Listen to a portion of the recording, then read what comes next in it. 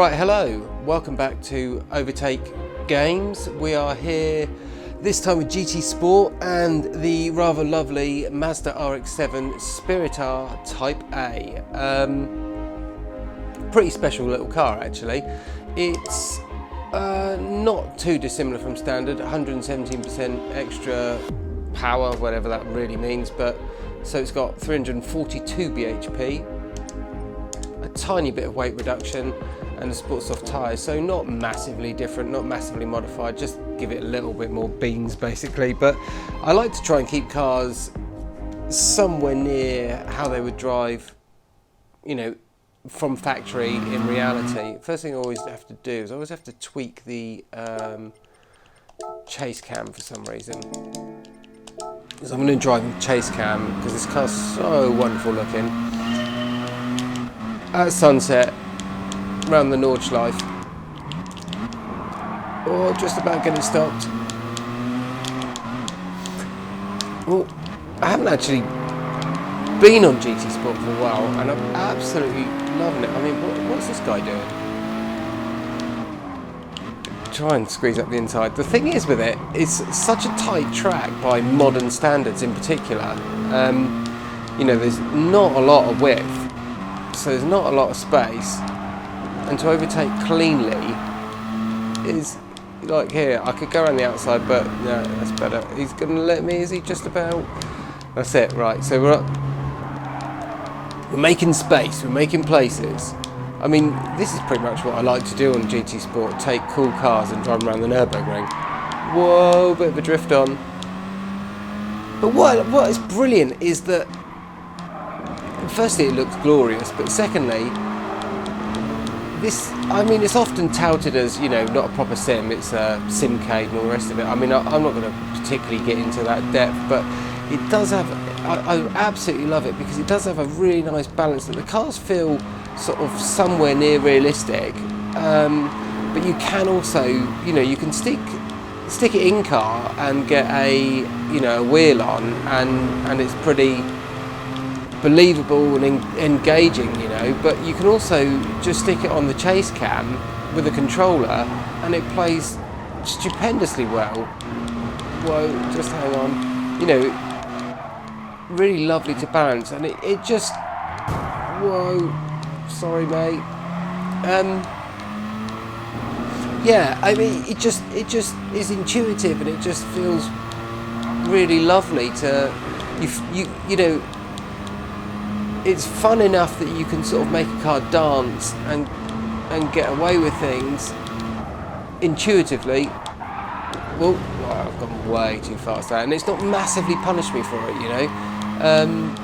You can carry on and sort of hot step it around the lap, but also it's rewarding to really put in the time and get your lines actually correct and what have you. I mean, today I'm just going to dance it around because that's good fun.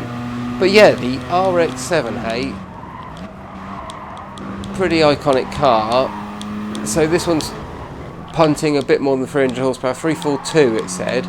But as I say, I like to try and keep it somewhere near what you could expect from a factory-ish car, or the kind of car that you might be able to buy if you found a nice one for sale. Obviously you've got that wonderful rotary engine, but it, you know, it comes out of that era of the 280 horsepower cap. Oh, gentleman's agreement in Japan. What a plonker there though, eh? So yeah, locked into 280 horsepower, and Mazda sort of took this interesting take where they obviously went with the rotary engine,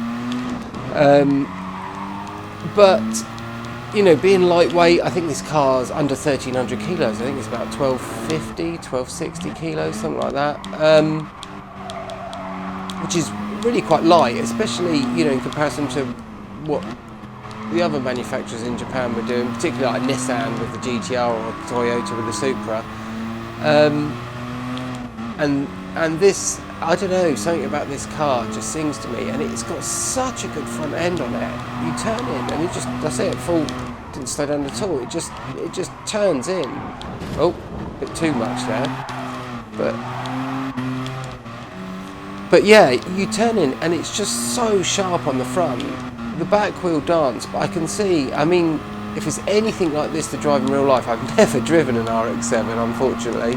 Car I'd love to have a go in. Because it does remind me a bit of like an MX-5, but just bigger, you know, more powerful. I'm tempted to say grown-up MX-5, but I love MX-5, so I can't really say that they aren't grown up anyway.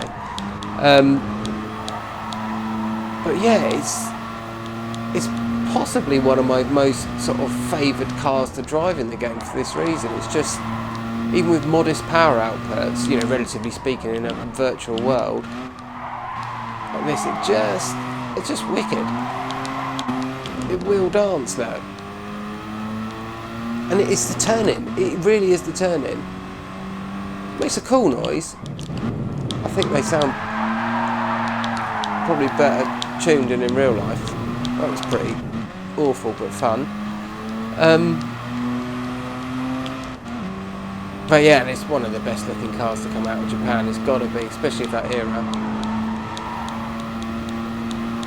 So yeah, Mazda took this take, and then you had Nissan with the GTRs, and actually doing the R33's got to be a good shout, because I think the R33 GTR was the first production car, you know, from a manufacturer obviously, that broke the 8-minute barrier around the Nordschleife. And I mean, that sounds ridiculous today with the kind of numbers that cars are doing around it today. I mean, we've got front-wheel drive cars that are doing it quicker than that now. But yeah, the GTR was the sort of car that sort of brought that, well, smashed through the 8-minute barrier. So it might be quite fun to have a go at trying that virtually and seeing if it's possible. A, with my ability, and B, you know, in this virtual arena of Gran Turismo Sport. But look at this car. Nice little turn in. It's so rewarding, this car. It's so much fun. And this game is actually, I should be playing it more often. It's brilliant. It's a way to sort of live out your virtual fantasies. Whoa. See, it just lets the slide go, but you can recover it. There we go. This section's fun.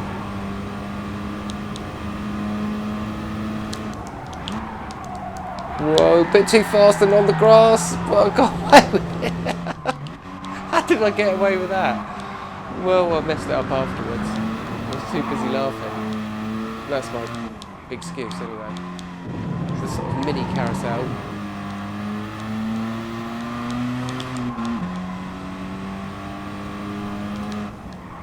Yeah, I'll probably just do all the JDM cars on various videos, but this has pretty much been the lap of the RX7. Let's see what she'll do down the straight. So yeah, it's got, as I say, it's got that little bit extra power hike and a little bit lower weight. What always interests me is only 5-speed. You know, you imagine with cars these days, you're so used to seeing 6-speed gearboxes. But to see this car only with 5-speed was a bit of a surprise. It was pretty cool inside. There's that buzz, did you hear? There's the buzz, change gear, no. 166. To be fair, she's going it. 168. Look at the speed, not the road. I'm not quite sure what we made. I had to look where I was going. This car is cool. Whoa, imagine this. Blue RX7 Spirit R at sunset. So an 821. Not bad. I mean, I think it starts when you do a single lap race like this. I think it starts just after. Or just before, weirdly, not when you actually cross the line. So it might be around an 8-minute lap, I'm not sure. I'll stick it on replay while we wrap this up. But yeah, thanks for watching. Here we go. It's just got such spectacular replays, this. And it's cool to see the cars like this. But Yeah, the RX7. I just think that it's one of the best looking cars out of Japan. And interestingly, it's probably the first Gran Turismo game that introduced me to the RX7, you know, as a youngster, as it were. Look at that, get out of the way. But yeah, thanks for watching. We'll do another car next time, but that pretty much wraps us up for this RX7. Let us know if there's any other particular cars you'd like to see and any other particular tracks. I mean, I will find myself tearing around the Nurburgring an awful lot. I say I'll probably do the lap time challenge on the GTR. That might be interesting and quite good fun. But yeah, until next time, thanks for watching.